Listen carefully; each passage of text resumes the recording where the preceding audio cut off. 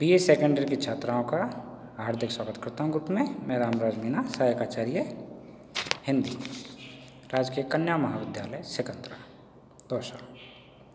आशा करता हूं कि इसका लाभ आप जरूर उठा रही होंगी। आज मैं एक बिहारी की बहुज्ञता के बारे में चर्चा करूंगा। बिहारी कितने बहुज्ञ थे, कितना उनको ज्ञान था। रीतिकाल के सर्वाधिक प्रसिद्ध आचार्य बिहारी लोक एवं शास्त्र का उन्हें अत्यधिक ज्ञान था। अतः बिहारी की बहुज्ञता अथवा पांडित्य का अध्ययन करने के लिए हम उनके ज्ञान को दो भागों में बांटते हैं। एक तो लोक संबंधी ज्ञान और दूसरा विविध शास्त्रों का ज्ञान। तो पहला है लोक संबंधी ज्ञान। तो बिहारी को लोक संबंधी कितना ज्ञान था? तो बिहारी में अद्भुत प्रतिभा थी। उस प्रतिभा को सुव्यवस्थित एवं सुगठित रूप देने के लिए बिहारी ने लोक का बड़ी गहराई के साथ अध्ययन किया था। काव्य प्रकाश में लोक से तात्पर्य उन सभी व्यापारों से बताया गया है जो स्थावर, जंगम अथवा चराचर पदार्थों से संबंध रखते हैं। इसके अंतर्गत विधि, लौकिक क्रियाएं एवं सर्वसाधारण के व्यापार आते हैं जो नित्य प्रति समाज में चलते रहते हैं। बिहारी ने इन लौकिक क्रियाओं, खेलों, आमोद प्रमोदों आदि का निकट से अध्ययन किया है। इसी कारण बिहारी सतसई में स्थान स्थान पर बिहारी के लोक ज्ञान की छाप रहती है। अपने लोक संबंधी ज्ञान के कारण ही बिहारी कहीं पतंगबाजी का वर्णन करते हैं। दूर भजत प्रभु पीठ दे, गुण विस्तारण काल, प्रवृत्त निर्गुण निकट रही, चंग रंग भूपाल।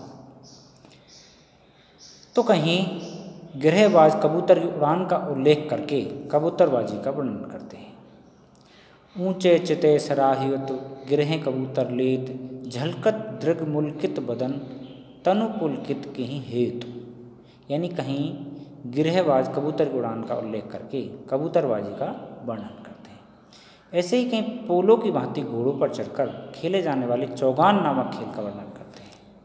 जैसे सरस सुमिल चित्तुरंग की कर कर अमित उठान, गोई निवाहे जीतिए, खेल प्रेम चौगान।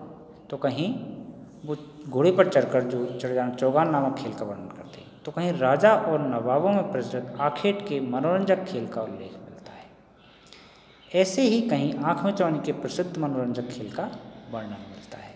जैसे दो चोर मिही चिनी, खेल न खेल अघात, दोहु चोर मिही चिनी, खेल न खेल अघात, दुरहे हिते लपटाए के, छुबत हिये लपटाए। तो कहीं जनसाधारण में लोकप्रिय नट के खेल का उल्लेख करते हैं। जनसाधारण में नट का खेल बहुत उल्लेख है।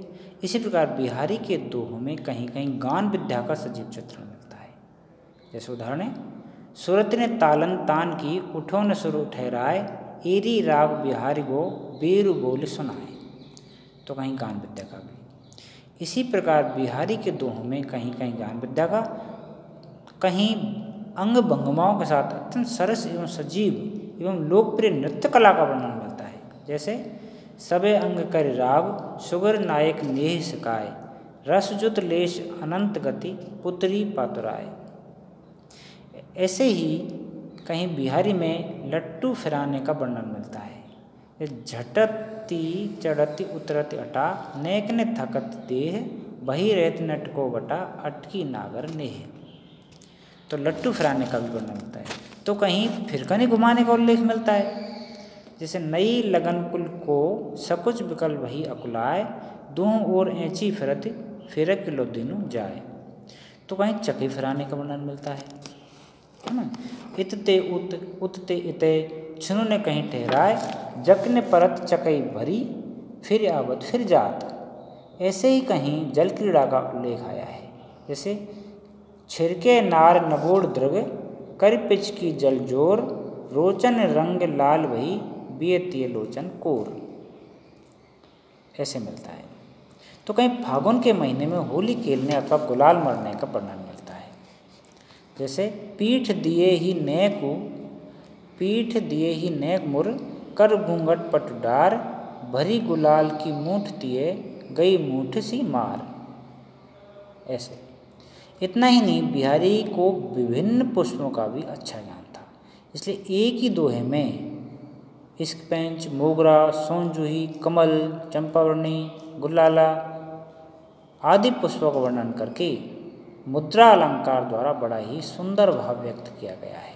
जैसे उदाहरण है, कत तप टयतु मोगरे सोन जूही निश्चैन जा चंपक वर्णी किए गुलाला रंग नैन, यानी इनका वर्णन भी मिलता है। इसी तरह बिहारी ने कहीं सेहुण की सौ आँख कहकर सेहुण वृक्ष का, कहीं सूरन लो मुहिला कहकर सूरन या जमीकंद का, तो कहीं जिए मतीरन सौंद कहकर मारवाड़ में होने वाले मतीरे या तरबूजे का वर्णन किया है। इतना ही नहीं, बिहारी ने जनता में प्रचलित अंधविश्वासों, जादू टोनों आदि का भी वर्णन किया है।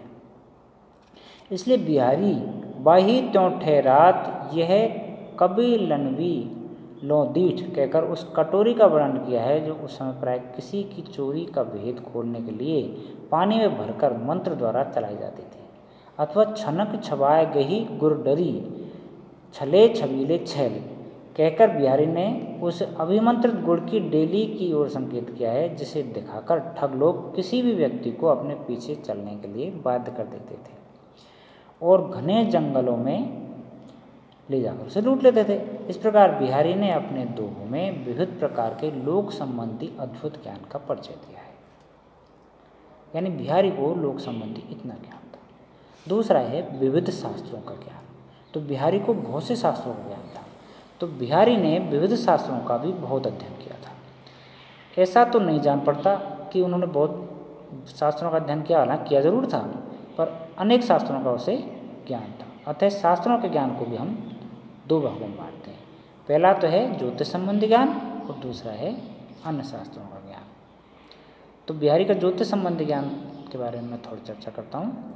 बिहारी न तो ज्योतिष थे, नहीं उन्होंने ज्योतिष शास्त्र का कोई विधिवत अध्ययन किया, परंतु राज दरबार में ज्योतिषियों के संपर्क में आकर अनेक ज्योतिष संबंधी सिद्धांतों का ज्ञान प्राप्त कर लिया था और समाज में प्रचलित अनेक ज्योतिष संबंधी बातों को हृदयंगम करके अपने काव्यानुकूल उनका उपयोग किया था। बिहारी की प्रखर बुद्धि ने ज्योतिष की अनेक ऐसी मान्यताओं को ग्रहण करके अपने कविताओं में उनका ऐसा वर्णन किया जो उनके ज्योतिष संबंधी विशद ज्ञान का परिचायक है। प्राय चंद्रमा की गति के अनुसार प्रतिपदा से लेकर पूर्णिमा तक सभी महीनों की तिथियों को माना जाता है। उन तिथियों का ठीक ठाक वर्णन पत्रा में होता है। प्रत्येक वर्ष में पत्रा अथवा पंचांग को देखकर ही सही तिथियों का ज्ञान होता है, क्योंकि चंद्रमा की गति के अनुसार तिथियां घटती बढ़ती रहती है। बिहारी ने चंद्रमुखी नायिका का वर्णन किया है, उसमें वो प्रसिद्ध है पत्राही चंद्रमा जैसे उज्ज्वल मुख की उपमा पूर्णिमा चंद्रमा से दी है। उसमें चंद्रमा जैसे उज्ज्वल मुख की कांति पूर्णिमा जैसी निरंतर बनी रहती है, इसलिए उस नायिका के घर वाले और आस पड़ोस के लोग ये जान नहीं पाते कि पूर्णिमा कब होगी। उसके लिए उन्हें पत्र या पंचांग से पता लगाना पड़ता है। इस तरह तिथियों ज्ञान के लिए पत्रा ही नितांत आवश्यकता बताते हुए बिहारी ने कहा है, पत्रा ही तिथि पाइये बागर के चौपास निश्चित प्रति पुण्यों ही रहे आनंद ओय उजास। ये उनके ज्योतिष संबंधी ज्ञान का परिचय है। धन्यवाद।